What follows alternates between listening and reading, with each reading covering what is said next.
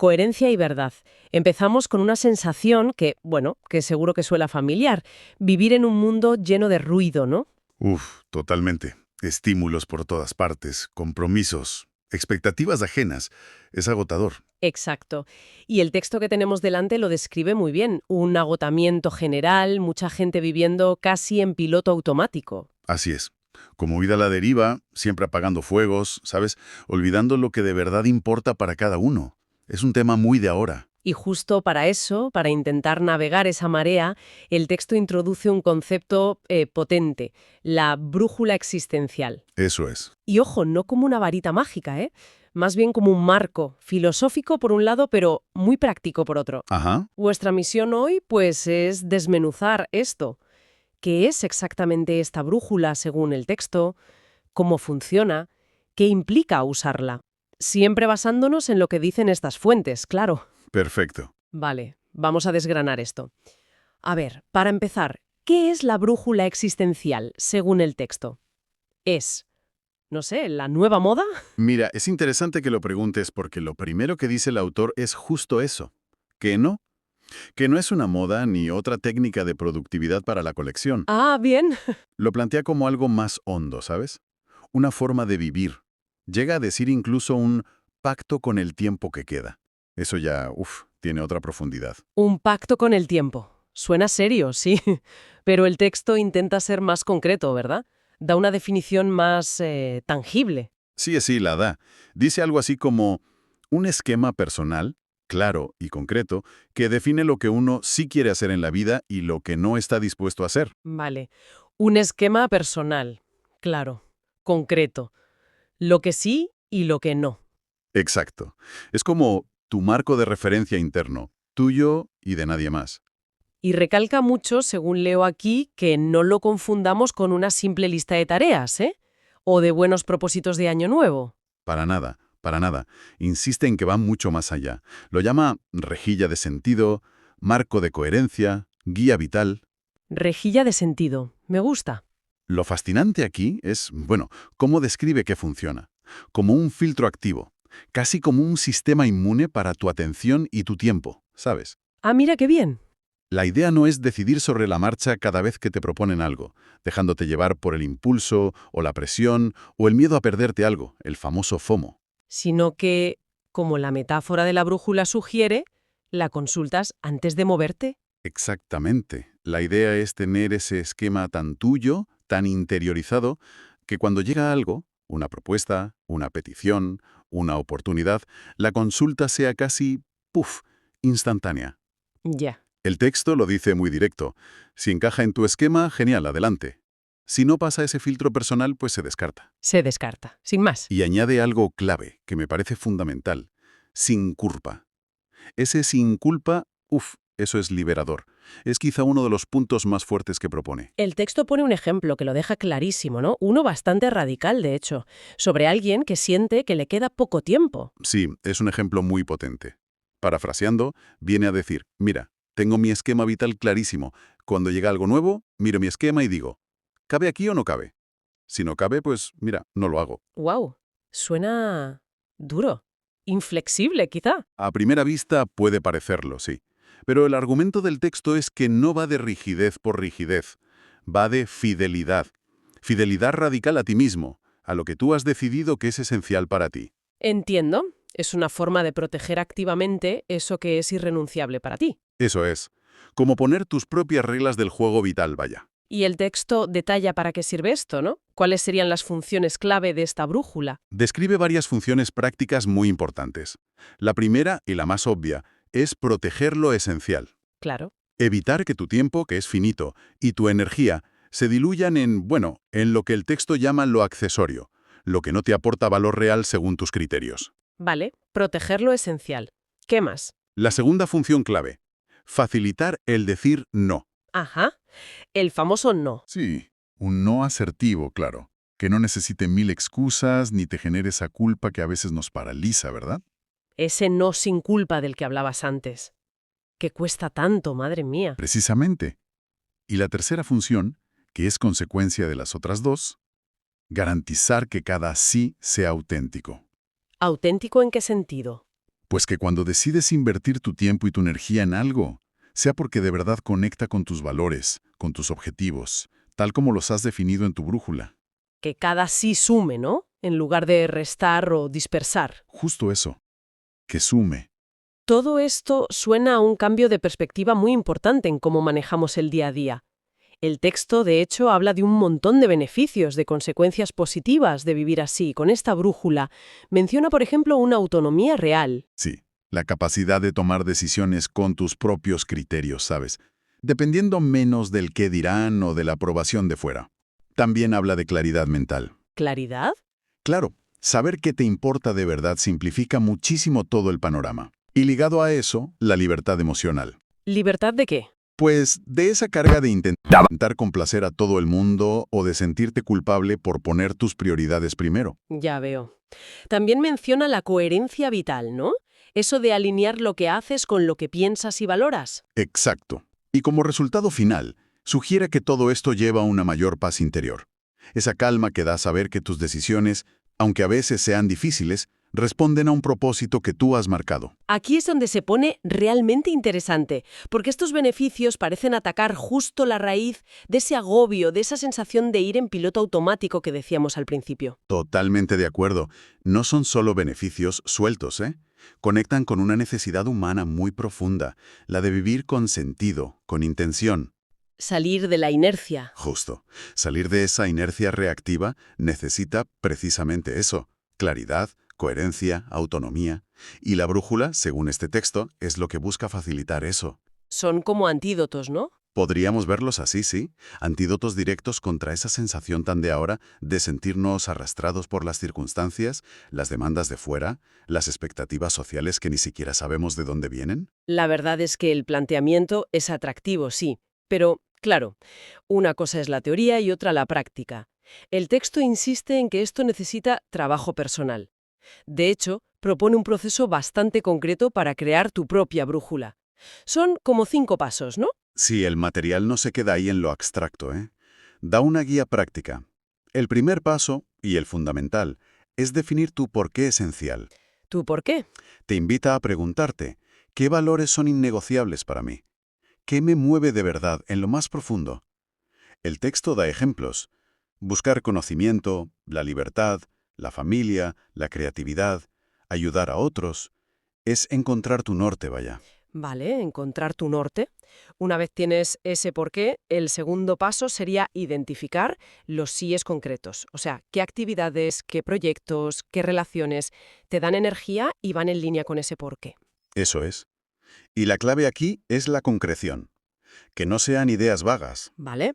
¿Y el tercero? Tan importante como los síes es el tercer paso: reconocer los noes no negociables. Ah, los noes. Sí, que te agota siempre. ¿Qué compromisos o situaciones sientes que te alejan de tu esencia, que te hacen sentir incoherente?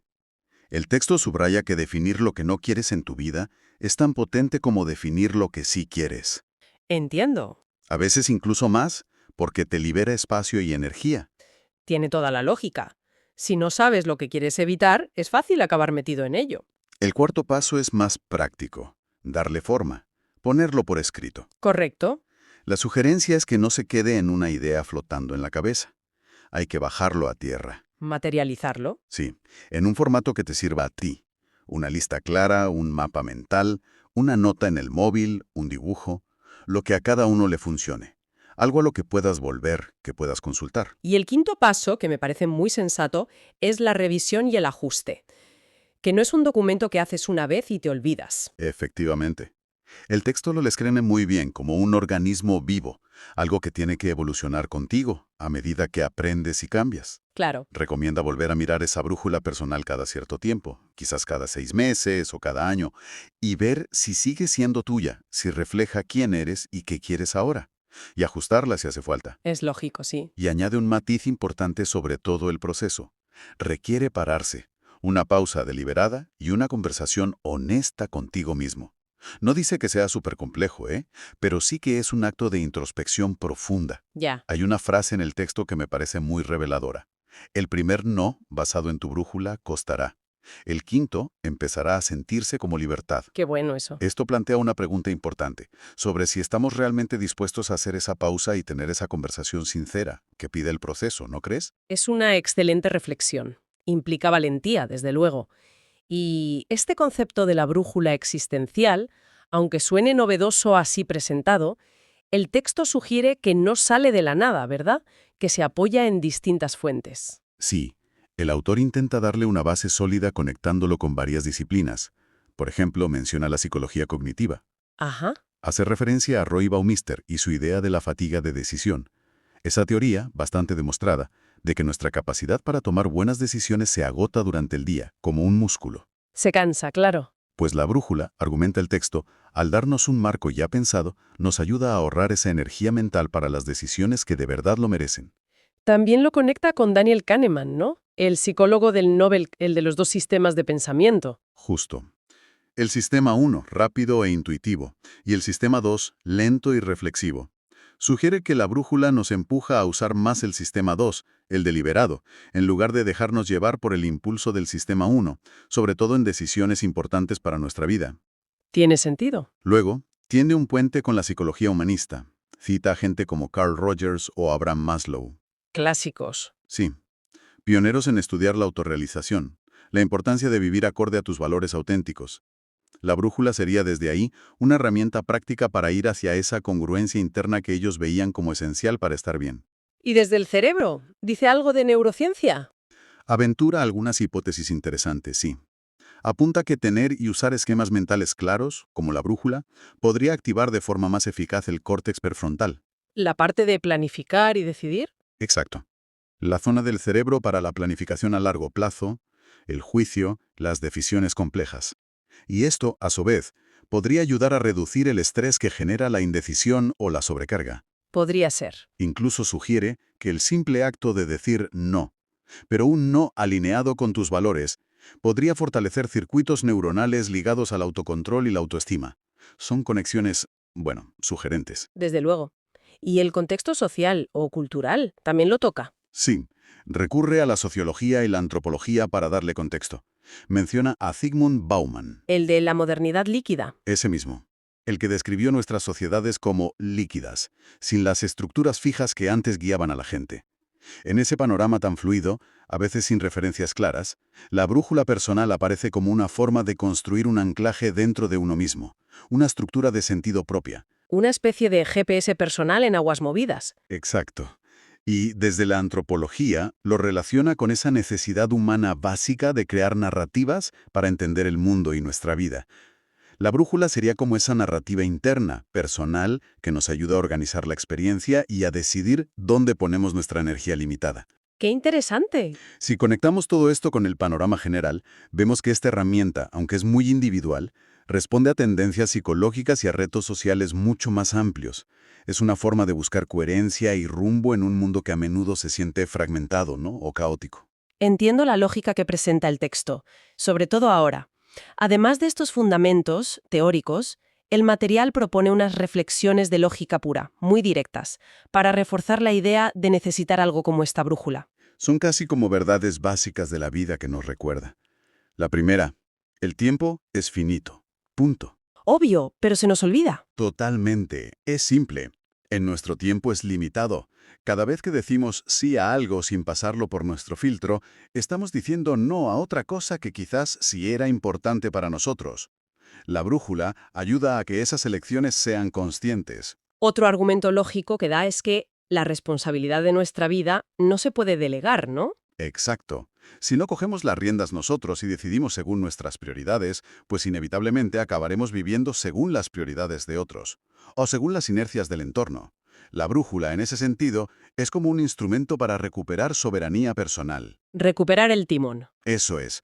Y una tercera reflexión, muy importante hoy en día con tantas opciones. No todo lo que se puede hacer o todo lo que nos ofrecen vale la pena o merece nuestro tiempo. Cierto. La brújula actúa como ese filtro necesario para separar el grano de la paja. Lo que es solo posible de lo que es de verdad significativo para uno. Y esto último conecta de lleno con un punto que el texto marca como crucial, la idea de la renuncia consciente, que no es una idea muy popular hoy en día, la verdad. Para nada popular, ¿no? Pero es central aquí. El texto es muy claro. Vivir es elegir, y elegir siempre, siempre, implica renunciar. Siempre. Cada vez que eliges A, renuncias a B, C y a todo el resto. La clave, según el autor, no está en intentar no renunciar, eso es imposible, sino en que la renuncia sea una elección deliberada, alineada con tu brújula. Vale. La idea aquí es casi paradójica. La verdadera libertad no viene de tener 1000 opciones abiertas, sino de elegir activamente a qué renuncias. Es la renuncia consciente, la que crea el espacio y la energía para lo que de verdad te importa. Es un giro interesante. La renuncia como poder, no como pérdida, plantea una pregunta clave para guiar esa renuncia, ¿verdad? Sí, una pregunta que va directa al corazón del asunto y que la brújula te obliga a mirar de frente.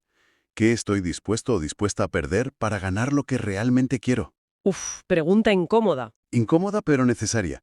Y el texto no se queda en lo abstracto, ¿eh? Da ejemplos muy de andar por casa. Por ejemplo, Pues mira, quizás para ganar tiempo de calidad de verdad con tu familia, tienes que estar dispuesto a perder la posibilidad de ascender más rápido en el curro, renunciando a ciertas tardes. O para ganar salud, quizá tienes que perder la comodidad de ciertos hábitos de comida o de no moverte del sofá. ya. O para ganar paz interior, quizá lo que tienes que estar dispuesto a perder es esa necesidad tan metida dentro de agradar siempre a todo el mundo. Entendido. O sea, que definir los síes de tu brújulo implica sí o sí definir también conscientemente a qué estás dispuesto a decir no, a qué vas a renunciar para poder hacerles sitio y cuidarlos. Precisamente. No es solo lo que metes en tu vida, sino también, y muy conscientemente, lo que decides dejar fuera. Son las dos caras de la misma moneda. Las dos igual de importantes para que la brújula funcione. Hablando de definiciones y nombres, el texto juega un poco con cómo llamar a esto, ¿no? El nombre principal es brújula existencial, pero da alternativas, como si el nombre en sí no fuera lo más importante. Sí, es un detalle curioso. Parece que quiere mostrar que el concepto es flexible y que cada uno puede usar el término que más le resuene. Propone nombres más funcionales, descriptivos, esquema de decisión vital, filtro de propósito. También otros más simbólicos o metafóricos, como mapa de lo esencial o compás de prioridades. Incluso algunos con un toque más filosófico o psicológico. Código de coherencia personal, filtro de autenticidad. Y hasta nombres que suenan más cercanos, más narrativos. Mi brújula de vida, mi esquema del sí, mi pacto personal con el tiempo. La idea de fondo que transmite el texto con todos estos nombres es, yo creo, que la etiqueta da un poco igual. Lo importante es lo que hay debajo. El acto de elegir con conciencia, de usar un marco propio, pensado, para navegar la vida. Claro. Y cierra esta parte con una frase que lo resume muy bien. La brújula existencial no es una barrera, es la forma más honesta de cuidar lo que queda. Pone el foco en el cuidado, ¿sabes?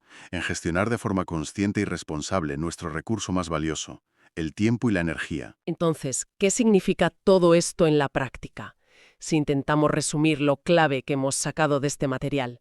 Hemos visto la brújula existencial como un marco personal que propone el texto para intentar vivir con más coherencia, más verdad, más intención en este mundo tan complejo y a veces agobiante. Eso es. Es una herramienta para filtrar decisiones, proteger lo que vemos como fundamental y asegurarnos de que lo que hacemos va en línea con nuestros valores más profundos. Una propuesta, bueno, sugerente, sin duda, para quien sienta esa necesidad de retomar un poco el timón. Sin duda es una propuesta potente, sí. Y lo interesante es que, más allá de analizar la teoría como hemos hecho, el texto es claramente una invitación a la acción, a la reflexión activa, a no quedarse solo con la idea. A mover ficha. Exacto.